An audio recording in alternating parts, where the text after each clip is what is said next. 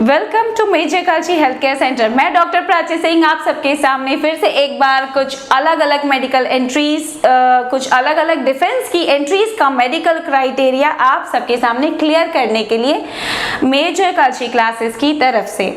तो आज हम बात करेंगे, जिस तरह से ऑलरेडी हमने कहा था कि डायरेक्ट एसएसबी एंट्रीज जिनको लेकर हमने कभी बात नहीं की है, चाहे वो at the level of 12th standard हो या at the level of graduation हो, हमने कभी डायरेक्ट एसएसबी एंट्रीज या उसके मेडिकल क्राइटेरियाज को डिस्कस नहीं किया है। फर्स्ट ऑफ ऑल तो जब आप एसएसबी के लिए स्टूडेंट्स जाते हैं तो पहला तो ये चीज है कि mostly it is all about technicalities. जब आप एसएसबी के लिए वहां जाते हैं तो आप अपना डॉक्यूमेंटेशन और ये सारा चीज तो बताते ही है, साथ ही साथ अगर आपके कोई बर्थ मार्क्स है, साथ ही साथ अगर आपने कोई बॉडी पार्ट्स पे टैटू है, जो कि हम ऑलवेज डिस्कस करते आए हैं कि डिफेंस का चाहे कोई भी ब्रांच हो, army, navy, air force, Indian coast guard, tattoos जो है at the back of the dorsal and in the front of the forearm, दोनों हाथों के अलाउड है। तो अगर आपको टैटूज है तो आपको उसका फोटोज, डिस्क्रिप्शन, ये सारा चीजें वहीं पर सबमिट करना होता है। अब देखते हैं कि इनका जब आपका एसएसबी हो जाता है, आपके पास में 15 डेज टू मैक्सिमम 1 मंथ का ड्यूरेशन होता है, आपके मेडिकल्स होते हैं और ऑब्वियसली अगर ये एसएसबी डायरेक्ट एंट्रीज का है, इसका मतलब ये ऑफिसर रैंकिंग का है। ऑफिसर रैंकिंग का कोई भी मेडिकल पूरे 5 दिन तक चलता है, because it is into detail, it is into brief. तो 5 दिन तक लगातार आपका पूरा मेडिकल होता है। नॉर्मली जितनी भी एंट्रीज है, अगर वो आर्मी की होगी तो 157 सेंटीमीटर आपका हाइट मांगेगा, नेवी की है तो 157 एंड एयरफोर्स की 162.5 अगर ऑफिसर रैंकिंग है तो डेफिनेटली। अब अगर हम बात करें 12th लेवल की कौन सी एंट्रीज आती है, तो army TES and navy TES, technical entry scheme, technical group से बिलोंग करती है। PCM के कैंडिडेट्स जो होते हैं वही ये एंट्री फिल कर सकते हैं अगर उनका 70% से अबव क्राइटेरिया आया है तो।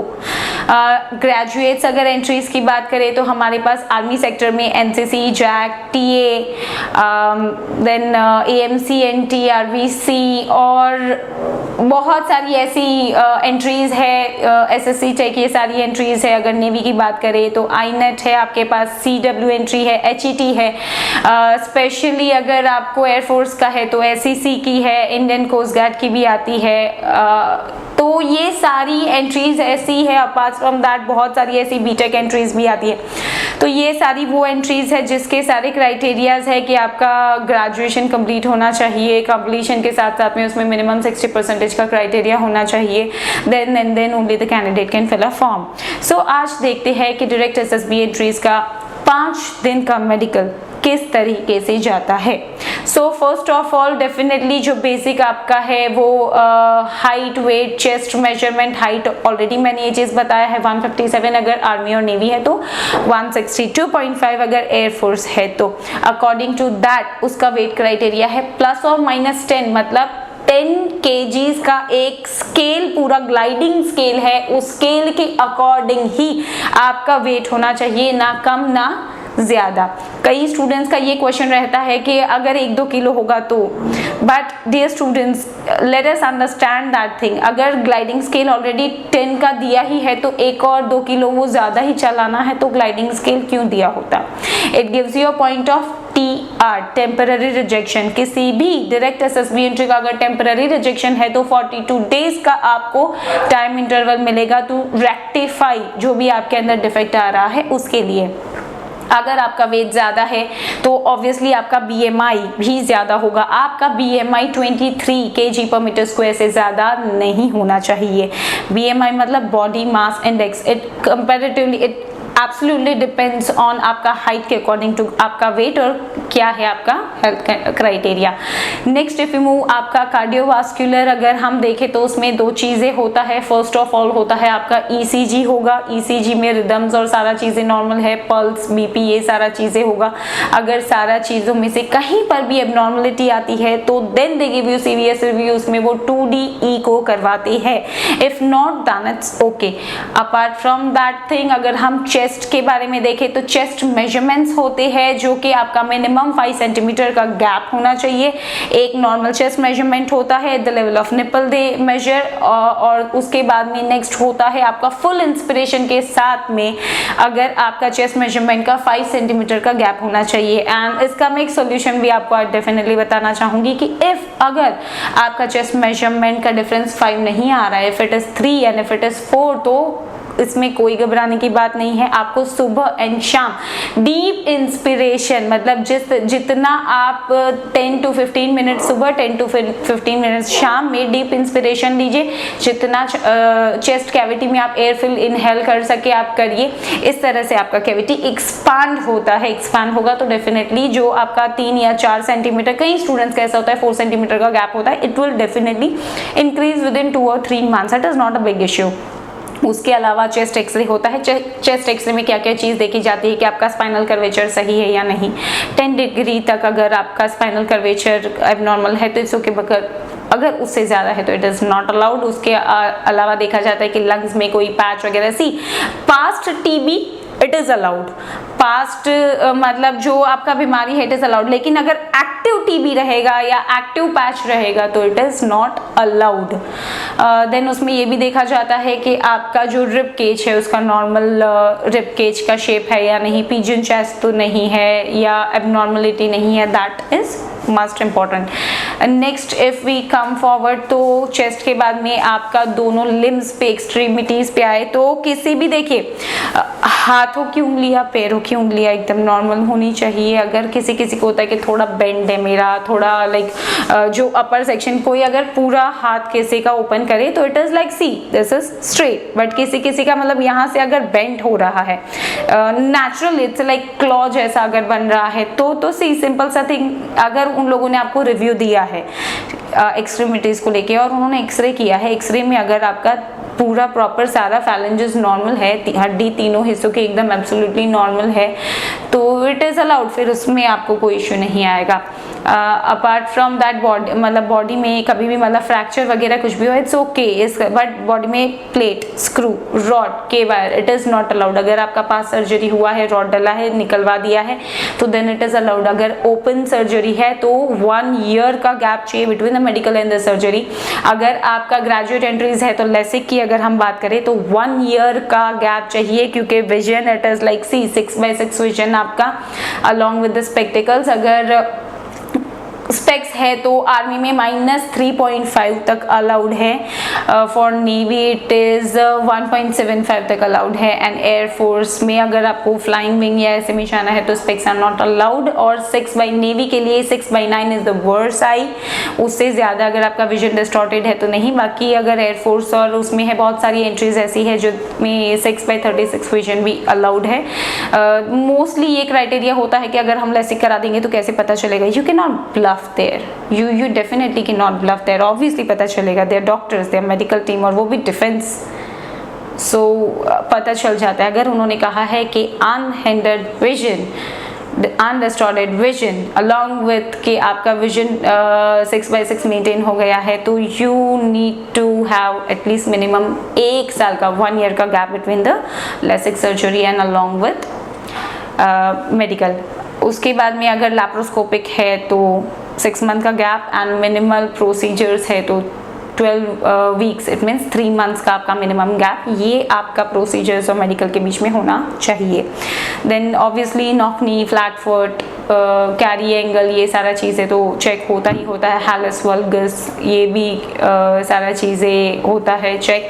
Apart from that thing USG abdomen आपका होता है। यूएसजी एब्डोमेन में ये चीज़ देखी जाती है कि कोई भी ऑर्गन आपका स्वेलिंग या फिर उसका साइज वगैरह में या फिर स्टोन्स वगैरह ऐसा कुछ तो नहीं है। दीज आर द थिंग्स जो आपका रूटीन टेस्ट में चेक होता है। ENT, ear nose and throat, मतलब कानों में बिल्कुल भी आपको ऑब्वियसली ये हम हमेशा से ही बताते आए हैं कि आपको ईयर वैक्स निकाल के जाना है, ईयर ड्रम इंटैक्ट नहीं होना चाहिए, हल्का सा भी छेद नहीं होना चाहिए, आपका हियरिंग कैपेसिटी दोनों कानों का एकदम इक्वल होना चाहिए, बैलेंस्ड होना चाहिए।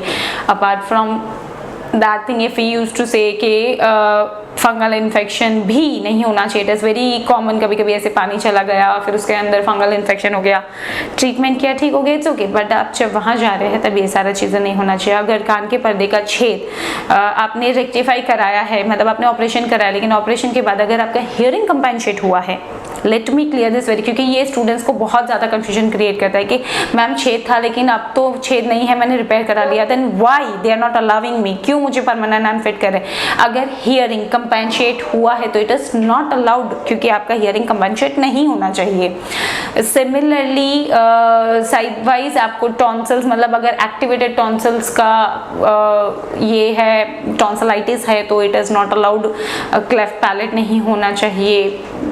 डेंटल का अगर हम बात करें तो साथ साथ में ये भी चीज़ देखा जाता है कि सारे दांत प्रेजेंट होने चाहिए। अगर आर्टिफिशियल इम्प्लांट है तो it is allowed, but blank space is not allowed, cavities are not allowed, root canal and capping is allowed. दांतों का डेंटल स्केलिंग करा के जाना है, दैट इज मैंडेटरी। साथ साथ में if we move forward towards के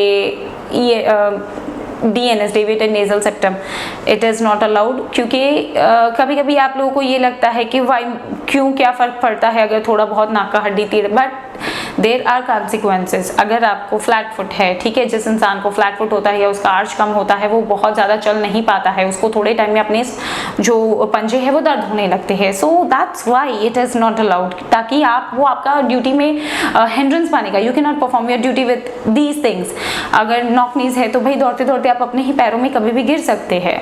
अगर आपका विजन सही नहीं है या कलर ब्लाइंड है, colour blindness definitely it's not allowed. And अगर आपको पता ही नहीं चल रहा है कि आपका यूनिफॉर्म अगले का uniform, and you can not rectify the colours, जो सिग्नल्स वगैरह उन लोग देते हैं, so that's why it is not allowed. अगर आप का विजन डिस्टॉर्टेड है तो आप क्लियरली नहीं देख सके, अगर आपको ब्लैक स्पॉट्स है, मतलब you know visual black spots के एक तरफ का विजन नहीं है, तो then it is not allowed, क्योंकि during your mission these things are going to be hindrance, that's why it is not allowed. Apart from that thing बहुत सारा चीजें, see a person should be mentally and physically fit, likewise physically and mentally in a healthy state of mind, तब ही is an eligible candidate. इसमें से कुछ भी अगर ऐसा निकलता है कि आपके अंदर, and see any of the syndromes, कोई भी सिंड्रोम्स अलाउड नहीं है, किसी भी ऑर्गन्स का रिमूवल या ये सारी चीजें, it is not allowed. There are lot of things. हाँ, ये चीज़ कहा गया है, if we seek for piles, hydrocele not allowed for female candidates, breast में लंप या इरेगुलर मेंसेस या मेनोरेजिया, ये सारा चीज़ it's not allowed. And along with that, अगर sometimes it happens like students को ये चीज़ है, varicocele, hydrocele not allowed, treatment करवाया हुआ है, now you are in a normal condition, then it is allowed. So these are the basic criteria जिस पर along with that they also see the mental मतलब history के past में कोई surgery हुआ है या नहीं, अपेंडिक्स हर्निया ये सारा चीज़ तो नहीं है, अगर हुआ है तो ऑपरेटेड, लाइक अगर हुआ है तो it is like prior 1 year ago, उसका डॉक्यूमेंट्स एंड सारा चीज़ें। उसके अलावा और भी कुछ चीज़ें उन लोग देते हैं, जैसे I said any other parts of the body में अगर टैटू है या जहाँ पर भी है वो भी अगर judicial it is not appropriate, अगर किसी कम्युनिज्म को वो वायलेट करता है, so then it is not allowed. और leucoderma, lipoma, skin disease, active skin disease is not allowed, past में ट्रीटमेंट किया, now it is completely cure, not allowed. Leucoderma in any open parts not allowed. Any organ abnormality या फिर any functional abnormality, it is not allowed. So if you are having in healthy state, healthy mind, तो definitely you are fit.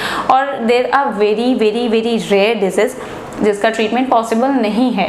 बाकी if you से सो, हर कोई भी अगर आपके अंदर डिजीज़ या कोई भी आपको यू फील कि it is abnormality, then definitely major कल्ची health care centre it always welcomes you. हम यहाँ पूरा प्रॉपर प्री मेडिकल वगैरह सब कुछ इसीलिए करा रहे हैं कि when at the last stage you won't feel heavy hearted, जब आप वहाँ जाए तो आप कम्प्लीटली ट्रीट होके जाए, दैट इज़ द थिंग। अगर आपको पता है you can rectify it, simple सा चीज़, you don't have any assurity के विद इन 42 डेज आपका वो जो कंप्लेन होगा वो रिजॉल्व हो पाएगा या नहीं। If it is not resolve तो then you will be unfit, but if it is resolve then it's okay. But how would you know के it is resolvable within 42 days or not. So why to get re-medical when you really do have a facility of pre-medical?